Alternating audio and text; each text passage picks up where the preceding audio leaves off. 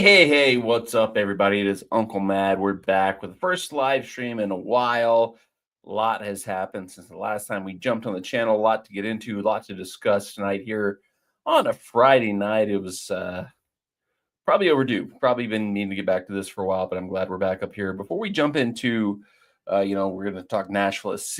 We're going to talk some Titan stuff. We're going to talk some journal stuff. I do have to shout out if you have been wondering, where have been the vlogs? There haven't been that many vlogs lately. I have been posting shorts every day this year. I have participated in whatever the national holiday, national day of. I've been following along on a little calendar, posting most of those as shorts just because, they're quick little snippets that it don't need a full vlog. But wanted to shout out just, for those who are tuning in, haven't seen me in a while.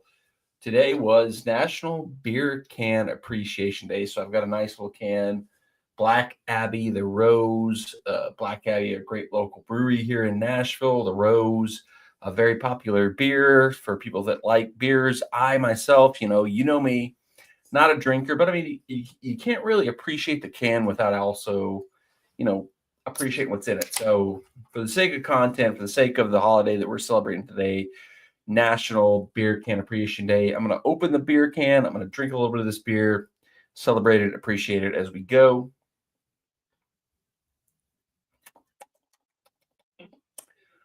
That certainly does taste like a beer there. And if you're wondering, like the other videos, like I said, the other post of the national days, the national celebrations, I've been posting those as shorts here on the YouTube channel. I've been posting them as TikToks over on my TikTok, which briefly died and went away and is now back. Who knows how that's going to go out. So I'll start posting them as reels as well on Instagram. Like basically, I'm posting them everywhere just because, we're living in a society where anything could go away, anything could disappear at any time. So I'm posting them everywhere and anywhere. So, I always link all my other social media, other platforms in the channel down below. So if you're not following me everywhere, you can. So you never miss anything that I post over there. But, Beer Can Appreciation Day is underway. So here's to all of those celebrating out there. Not a drinker. Got the Connors Sports Channel asking in the chat, are you going to Monday Night Raw? I believe Monday Night Raw will be here in Nashville, February 10th, if I'm not mistaken. When it comes to wrestling, I kind of play it by ear, because wrestling is not like, especially Raw, Dynamite, like the regular TV shows. It's not like, going to like a football game or a sporting event where, every game is going to be like, important or every game is going to be fun.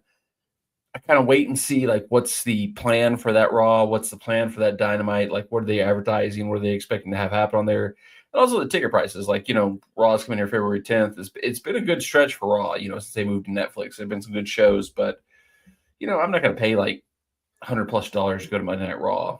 If it's if I can get a ticket for like $20, $30, probably will go. The problem for me is like I'm in a unique bubble where my lovely wife Justa, she ain't going to Monday Night Raw with me. I got a lot of friends who would go to Raw with me, but they aren't always available. So it's like most of the time, if I want to go to a wrestling show, I'm going to go on my own. So if I'm going to go on my own, I'm going to go as cheap as possible. So it's a play it by ear type thing. Connor said he's front row. That's going to be awesome. Shout out to you, man. That's going to be a great experience. Great opportunity for you. But yeah, like I said, when it comes to wrestling, I want to go. I enjoy going to those shows. But I kind of play it by ear time to time. Like, I'm not going to go if it's going to cost me too much money or something like that to go. But shouting him out in the comments as we get going here. But there's a lot to talk about. Titans, Nashville SC. Not too much Nashville SC. I want to hit on a little bit on Nashville SC, but we'll probably get more into that in the next couple of weeks as we get closer to season. Titans, a lot has happened. I think the last live stream we did was immediately after Rand Carthon was fired as the general manager. This is our first time popping back on since everything's played out since then with Mike Borgonzi. I'm probably going to mispronounce his name every time I ever say it for the entirety of time. And is this drinkers out there? Let me know. Does these things, these beers, do they impact your ability to speak? I don't know. Beer Can Appreciation Day. I'll talk about that higher up. I'll talk about what's happened so far with the Titans offseason because, like, weirdly, not much usually happens. Lady Walker's here at this point for the Titans, but I feel like there's a lot has happened even since we announced the new general manager hire. Like, things have moved quickly, so there'll be a lot to talk about there. Nashville SC, I'll hit on a couple things just because there has been some information, some news going on there, but I'm going to save most of that for like future live streams as we get closer to the season. And big news on the channel that we'll get into. Big news for the channel. Big news for the channel. Titan stuff. Let's go into it right away. The Titans, last time we talked, they had fired Rand Carthon. I was, not thrilled with that decision. Not really sure that was the best way forward. Very critical, once again, of Amy Adams Strunk, her ownership, her leadership, what she's doing there. Wondering if Chad Brinker was the shadow, hand, the puppet, the, little finger pulling the strings behind the scenes. But I mean, everything seems to have weirdly, if you trust the people who know these things better than I do, seems to have worked out for the best in the long run. Like, hate it for Rand Carthon. I still think he kind of got the shaft. I think he got kind of rough end of the stick. Like, don't necessarily know that he was deserving of being fired. But guy we brought in, I'm going to look up his name. I'm going to read his name directly because I keep saying it. I'm sure I'm mispronouncing it every single time I say it. Let me look at it. I'm going to look at it and read it directly before I mispronounce it for the 50. I'm going to mispronounce it even reading it, but new Titans general manager. I had it written down somewhere. Oh my God. This is great. Great stuff. Is me just looking at the internet. There it is. Mike Bobo. Who is Mike Bobo? How did I get on Mike Bobo? Mike Borgonzi. Mike Borgonzi, the new general manager of the Tennessee Titans, jumped over from the Kansas City Chiefs organization. He's basically been there from the start of this era of dominance that they've had throughout the whole thing. So it's a guy who you think, yay, he's seen how it works. He's seen how you take a team from the bottom of the barrel to the top. Good hire, good decision. Everybody seems to think that, but it all comes down to what happens on the field, because there's still so much back and forth, so much debate. Chad Brinker is the head of the table. The OTC is Chad Brinker. Mike Borgonzi's coming in. He's the new general manager. He's the new guy running the whole show. And everybody likes it. Everything I've seen, everything I've read sounds positive. I'm going to break this if I don't leave it. I'm going to move this that way. Sounds positive. Sounds like a good thing. I'm enthusiastic. I'm in a lot better spot than I was the last time we did a live stream, talking about like firing Rand Carthon. And I think the thing, I go back to this, like Zach Lyons, football and other F words. He's a really good voice for the way I feel on this situation, where I think throughout the last couple of years of the Titans situation, don't necessarily think they've been as bad of decisions as maybe it was made out to be, but I think the process has not been great. That's one thing he keeps repeating is like, the process is bad. Like, how did you throw your weight behind Rand Carthon and only 1 year later decide he was wrong and decide you need to fire him like that? That's bad process. That's not, not necessarily wrong. Maybe there was truth to that. Rand Carthon was not the best fit, that he was not the guy that we needed to lead the Titans organization forward, but the process of hiring him, aligning him with Mike Vrabel, then they weren't aligned, so we had to fire Mike Vrabel. Then the next phase of the thing didn't work out well, so you had to fire Rand Carthon. So it's like all these things. The new saying that everybody loves to say is two things can be true. A lot of things can be true at the same time. Rand Carthon, highly qualified guy, really smart guy, knows what he was talking about, knew the way to do the job in a certain way, did not do the job in the way that the people in charge of the Tennessee Titans organization felt was best. I think that's where we can land on that, is because you can't say he didn't try. The drafts were pretty good. Free agents, trades, hit or miss. He did not have the catastrophic failures that John Robinson, our previous general manager, had towards the end of his tenure. But at the end of the day, in his 2 years as general manager, we won 9 games. The Snead trade looks a little wonky, although the Snead trade is kind of like the basis for where Mike Borgonzi or Borgazzi, Nate Bargatze, is he the new general manager? Whoever it is, he's coming in. He was kind of the other side of that trade with Snead. Some of the things you're hearing now, like originally, like there was all this like stuff getting dropped, like, oh, he was sleeping on planes. Oh, he was never digging into the tape. And now they're kind of saying like he maybe made some bad free agent moves. And I don't know what they were like we need to be more cautious with our free agency. It's like a thing that was said a lot in the press conferences the last couple of weeks. I'm trying to like pinpoint which one they're talking about, because like I think Calvin Ridley worked out pretty good.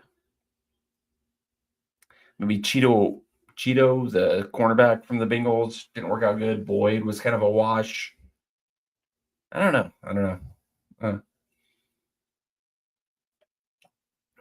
It is what it is. We're probably streamlined now. We're kind of like moving in the right direction. And this is the ultimate question from Adam. With the new GM, do the Titans still draft a quarterback with the first pick? Last time we were on here, last time I went on a live stream, I was pretty adamant. I think I'm not sold on any of the quarterbacks as being worthy of a first overall draft pick. I would trade back. I would try to get as many picks as possible. Also because the Titans, just the roster is so clearly depleted that we need a lot of players. We need a lot of options. And I think, I don't know if it was Brinker or Bergonzi, one of them even said we want to have 100 plus draft picks over the next like 5 years, something like that. And there was like somebody was doing the math going like, you probably have to trade and acquire more based on where we're at right now to even get to that point. So there was seeming like there was an indication that they would trade back. Then they came out and said, like, we're not going to pass up a generational talent in this position that we're in with the number one draft pick. And so everybody's been speculating, what does that mean? Who are they talking about? Is it Shedeur Sanders? Is it Travis Hunter? Is it Cam Ward? One guy, I can't remember who his name is, but there was one guy who tweeted out that a lot of people thought they were talking about Travis Hunter, and they were actually talking about Abdul Carter, the pass rusher, defensive end out of Penn State. I have been, if you went back to like the previous live streams, instant reactions, like post videos I've been doing lately, my whole thing has been like, as soon as we secured the first overall draft pick, I was just like, I'm not sold on either quarterback. I said, let's trade back. Let's, trade back, not like way back. Like I would love to get Abdul Carter and still like be kind of like, I don't know how the Texans did that deal where they traded around and they were able to draft CJ Stroud and then Will Anderson. If we could do something like that, that's the ideal. That's the roadmap. Like, let's do that. I don't know how that was possibly pulled off. I can't remember exactly what the logistics of that were, but I think they had a lot more leverage and a lot more picks because they had like Browns picks from the Deshaun Watson trade and stuff like that. So I don't think we can do anything like that. But if we could get like, Abdul Carter and then like, a future first round draft pick or even like, another first round draft pick this year, I wouldn't be opposed to that. But like, I feel like I've been so unfairly influenced, like watching Jaden Daniels for the Commanders throughout the playoffs. Like it is the shining example of like, if you get the guy, if you get the quarterback, if you get the right guy in the right spot, in the right situation, things can turn around so quickly. Because, I mean, like, they have been one of the worst franchises, one of the worst teams, one of the just most disgusting, abysmal teams there is. And they changed their ownership. And I don't think we need to change ownership. I think Amy Adams-Strunk wants to win. I think she's investing in the team. I think she wants to do right. Like I said, I agree with Zach Lyons.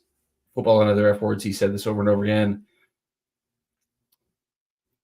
Good mindset, good decisions, bad process. I think there's some bad process stuff with her, but she's not like a absentee. Everybody's like mad. Oh, why is she not there? Why is she not there? I don't care if the owner's there or not. I care if the owner wants the team to win. I care if the owner is committed to the team winning. And I truly believe Amy Adams Strunk. I think she might be dumb. I think she might make some bad decisions. But I do believe she wants this team to be successful and wants the team to win, which, I mean, there's so many owners that don't care at all. And I'm almost happy if she is trying to get out of it. If she's like, listen, I've tried to be involved for the last few years. It hasn't worked out. Chad Brinker, you take the keys to the kingdom. It's all you. Because I mean, look at the Cowboys. Similar situation. Owner heavily involved, wants to win. Nobody doubts that Jerry Jones wants the Cowboys to win, wants the Cowboys to be successful. But he is in every aspect, every run, every bit of it, every bit meddling, crazy control. Nobody would want that. Amy Adams Strunk wants the team to win, maybe was a little too hands-on, maybe was too a little involved for a while, and now she's saying, I'm backing out. The last major thing I involved with was getting Rand Carthen hired. He's gone.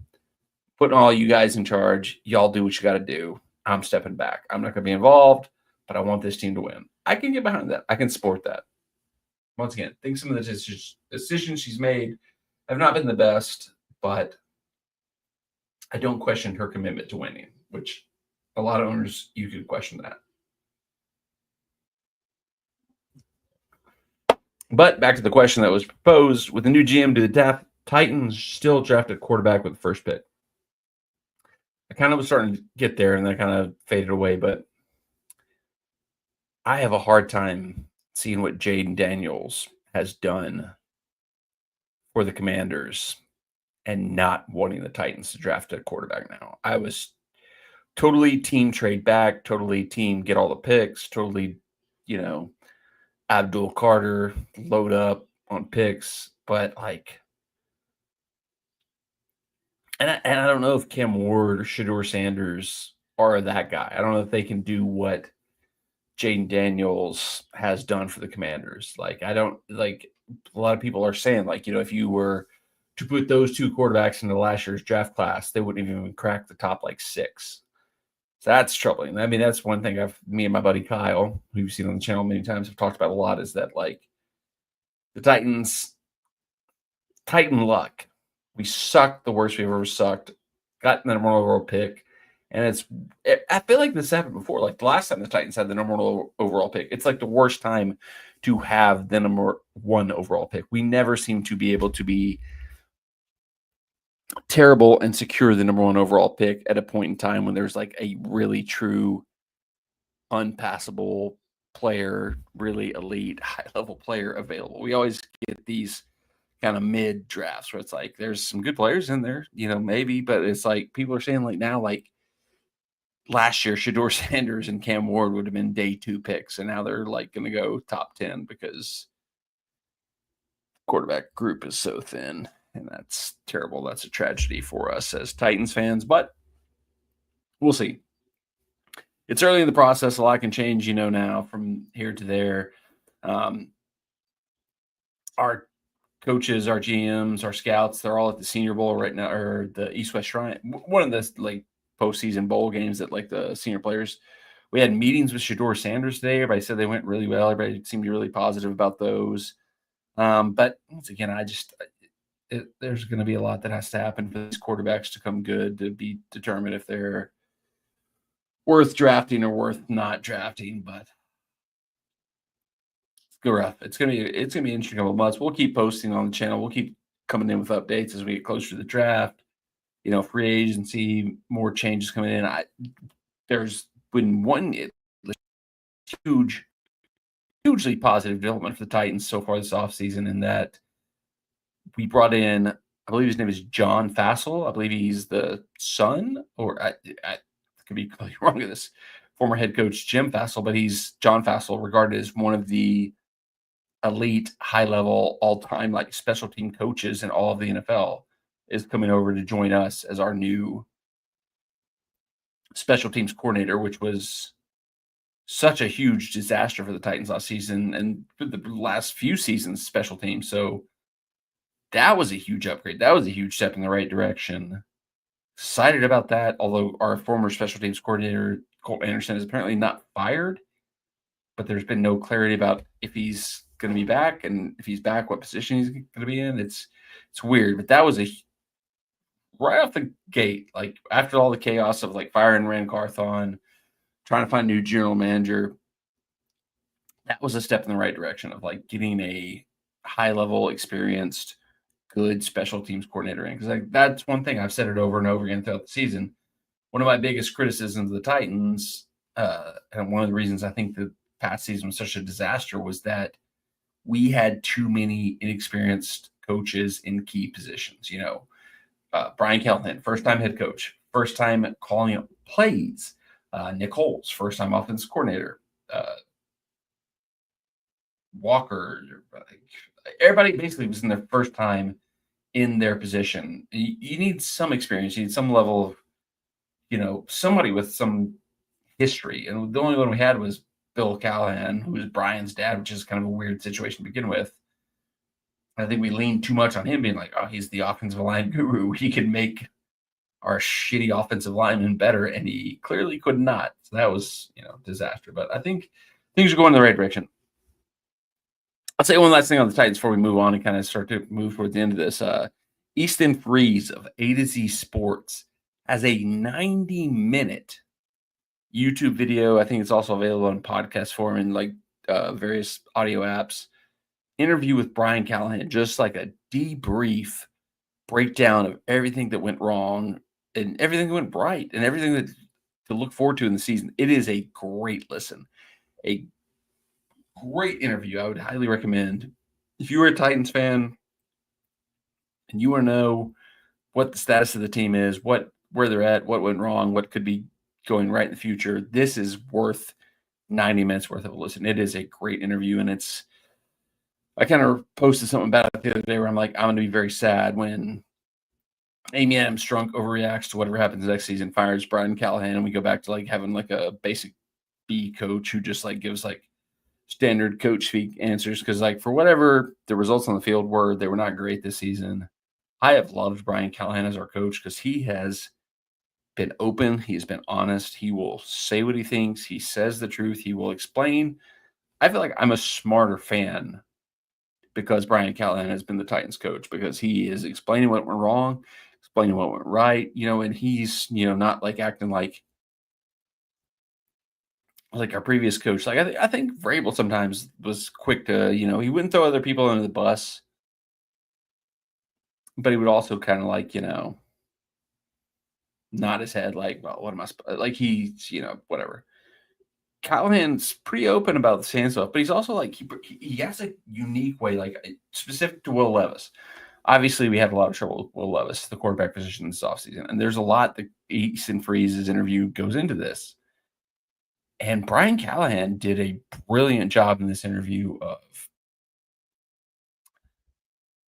saying that Will Levis was a problem, but also, you know, knowing he might be on the roster next year, knowing he might, you know, somehow magically click and figure it all out, saying what was wrong, saying what the issues were, but not just burying him up 6 feet under the ground and saying this dude's terrible. Like it's like he is.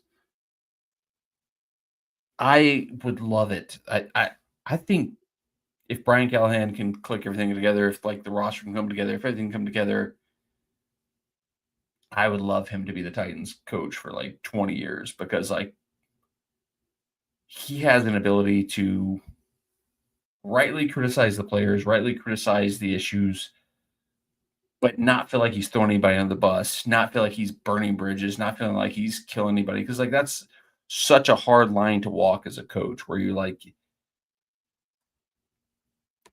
the players, if there's clearly inefficiencies, if there's clearly issues with the players, that needs to be addressed. But, you know, if you say it, you know, especially in these times where like people are,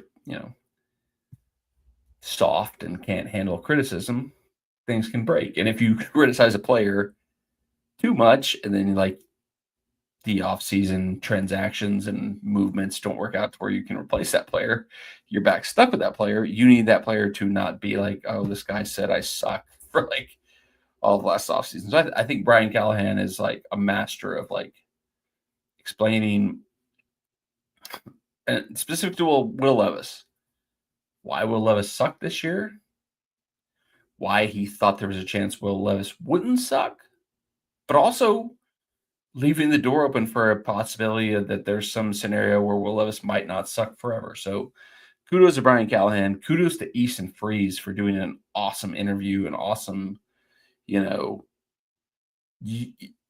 I've never seen anything like that. Like, obviously when Vrabel was here, he was on Bussin' with the Boys, did those type interviews, but those most like more like, not really talking about the team. It was more so like, oh, how's your son doing at Boston College? Oh, would you cut your penis off to win a Super Bowl type thing? Like, this was like a deep dive, an honest look at Brian Callahan's first season as the Titans head coach. And I was really appreciative of it and really thought it was a good interview. So, like, if you haven't seen that, you should definitely seek that out. A to Z Sports had that going there. So that was quite great.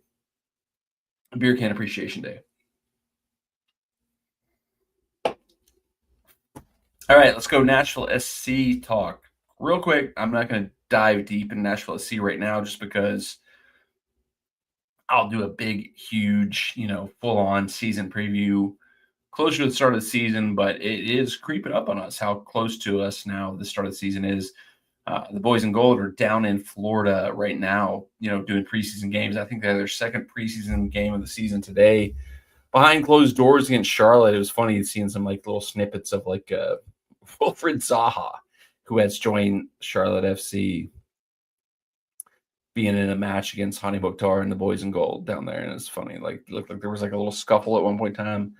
Very funny stuff down there. It's so weird, MLS preseason where you get like nothing. You don't see anything. You don't get any visual. Or they tweet out the lineup. They tweet out the subs. They tweet out the final score. Like, I don't know why. Like, are you just trying to make sure the fans know that the game happened? Like, we'd love to see it. Like, it's been, and I almost wonder, like, it's got to be an MLS thing. It's like, I don't know, because like, why don't they stream these games? Why don't they like make them available for watch?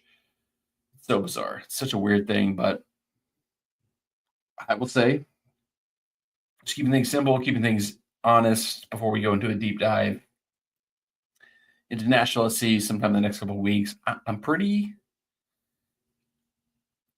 happy with what the team's done this offseason. I'm cautiously optimistic about how the season itself will play out. Fingers crossed. I don't want to get too far ahead of myself, but I kind of like what Nashville SC has done this offseason. I'm kind of excited about this upcoming season. We'll talk more about that in a fully dedicated Nashville SC video sometime coming up in the near future. But it's been fun seeing the report, seeing the games going on, seeing the team back together. And one of the reasons I started this video about 10 minutes later than I wanted to is because Nashville SC just launched a new series, kind of like behind the scenes documentary of the team. It's like Made in Gold on their YouTube channel. Cool little behind the scenes, almost like a Hard Knocks style documentary about the start of the season.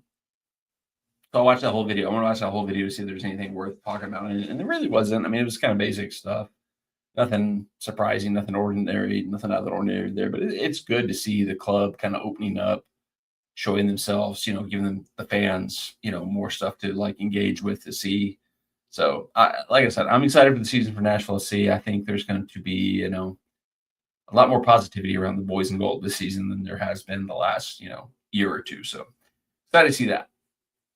Wrapping up, last thing I wanted to hit on before we wrap up this live stream. We have hit 2,000 subscribers on the channel. I don't know how it happened. Like, I was like, we hit a big boost like late last year, like November. Anytime we go on the Bahia vacations, like me and Jessica, resort trips, those always get a big boost because there's like a lot of people like want to see those videos. They're like thinking about going to those resorts. Like in a dream world, that would be what the channel would be. It was just like me and Jessica go to like, all inclusive resorts year after year, document it. Like, cause like those are the ones I get the biggest pops on. Those are the ones I get the biggest growth on, year after year. Most engagement, most views, everything like that. But it kind of stalled out like towards the end of last year around those. Like we hit about like 1,800 subscribers and it kind of stalled out. And then somewhere, like, I don't know if like weirdly posting these shorts of like the daily things or just like snag some weird like random viewers or whatever. But we went from like stuck around 1,800 viewers towards the end of the year to like popping off. We've added like 200 plus subscribers in the last, like at the time of viewing update right there. I don't know if you can see that, if I can get that in. 2018 total subscribers, which is absolutely insane. Like I say it every time I do kind of like a reflective video, or every time I do it kind of like a channel update. I could have never imagined this stupid YouTube channel having more than like 5 subscribers. Like I thought it was going to be something like I'd post videos, my buddies would watch it, we'd laugh about it or something like that. And somehow we have 2,000 subscribers watching the channel. Like I don't know how that happens. Like, I will hand up one of the things I'm, super proud about is that I have not done anything in terms of like, buying subscribers, going out, trying to like, like the most I've done is like posting on other social media platforms, posting on other stuff. Like, I don't go out and like, try to like, I get emails like randomly they're like, hey, I'm Shabul and I would like to help you grow your channel. Your SEO score is too low. And I'm like, I'm good. I'm not doing this for a living. I would love to if somehow the channel blew up to the point where I could do this full time and just make a living off it. That would be great. But, my goal for this has always been to have fun, do what I want to do, enjoy doing it, but never put more into the channel than I'm making off the channel, if that makes sense. Like, I only document stuff that we were going to do anyway. I'm not like going to like pay somebody to help me optimize the channel. I'm not going to go, I'm not going to like do something. I'm not going to like spend a lot of money to go do something that I wouldn't do anyway. Like I mentioned, the resort vacations that me and Jess do that boost the channel, they get a lot of views. We were doing those before I was making videos, before I was making vlogs. Going to the Nashville SC game, some of that stuff, like, especially the messy stuff and the early days of Nashville SC, that boosted the channel hugely. But I was going to go do that stuff anyway. So, like, I'm never going to do anything where I'm stretching myself or overextending myself to artificially boost the channel, especially like spend money. Like, there's people who like reach out to me all the time. Like I mentioned, like they'll say like, hey, pay me money. I can optimize your channel. I can give you more advice on how to like, do the proper SEO tags and the proper, whatever, blah, blah, blah, to get your channel more monetized. I kind of like the fact that like without really much effort, I got 2,000 subscribers. Like that's something I'm pretty honestly damn proud about. Like that's kind of crazy. Like, to have not like, had any kind of sponsorships, any kind of boosted inflation, I've never had like any other like huge channels like latch on to me and like say like, hey, come, hey, shout out Uncle Matt, he's on my channel. Like this has all been 100% organically done on this channel by me. Shout out to the people who've been here from day one. Shout out to the people who maybe have spread it to other people, but like I haven't had to really, do anything other than do what I'm doing. And that's my goal. That's what I want to keep doing. I don't want to. There's a few funny ones, like there was like a Salad Power reached out to me. We're like, I'm going to bring that back someday. They're like, hey, we think you'd be like a good,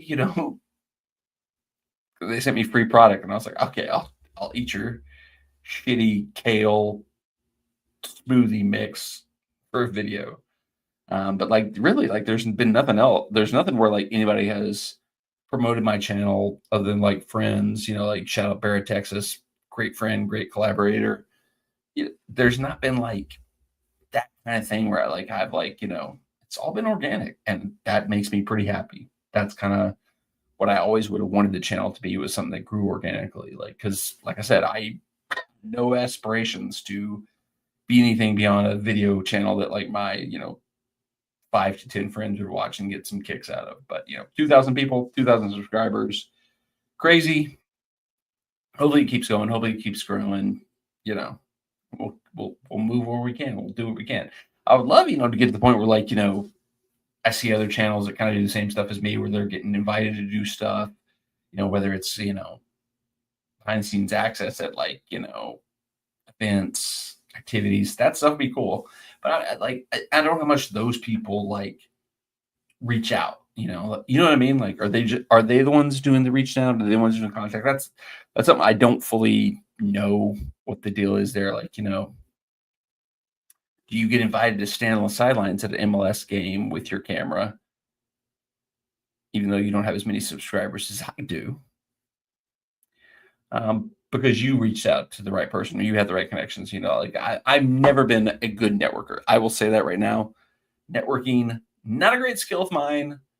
Probably something that held the channel back. But once again, 2,000 subscribers without being a good networker, without being able to make those connections, without being able to make those contacts. That's crazy. I would love to be one of those people. I'm not hating on those people. I would love to have Nashville SC call me up and be like, hey, we see your channel. You got 2,000 subscribers. People are engaged. They like your content. You're clearly a fan of the team. Come do some behind the scenes content. Would love to do that, but I'm never going to be the person that reaches out, pushes for that, tries to make that happen. I will, or should I? I don't know. I have fun doing what I'm doing. I'm going to continue to do what I'm doing. I've never changed, never, actually I have changed. We got rid of the Joe Mad. Should we bring Joe Mad back? Is the time in 2024? Should Joe Mad return? I don't know. I'm super thankful to have 2,000 subscribers. I'm super grateful to anybody who's been here from day one, from day two, from day three, anybody who's jumped on at any point in time. Super grateful, super happy to have you on board. I'm going to keep doing what I do, keep pushing forward. Would love to have, like I said, now it feels like I'm begging, but would love to have more opportunities to do more stuff, to expand, to grow, and do more things. But, we will always keep grinding. We'll always keep putting new stuff out. But the ball keeps rolling. Uncle Mad season. I don't know what that means. Now I'm just talking to my ass.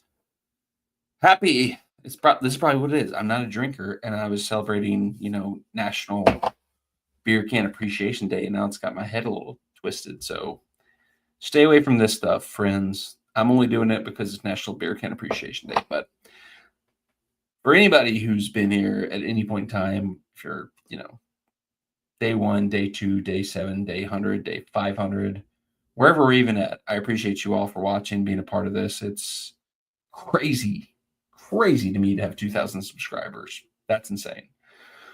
If you're new, if somehow you stumbled upon this and you're not one of those 2,000, make your own decision. I'm not going to ask you to subscribe, but if you like what you saw or you think there might be something more that will come from this, give it a shot.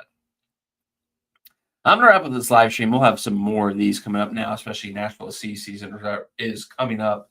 So we'll be breaking down a lot of that. The draft for the Titans is going to be a huge piece of news that we'll have to discuss, but it's going to be fun. And I will say this, we haven't had a proper vlog in a couple of weeks. It's been a lot of the shorts where I'm just doing the daily things.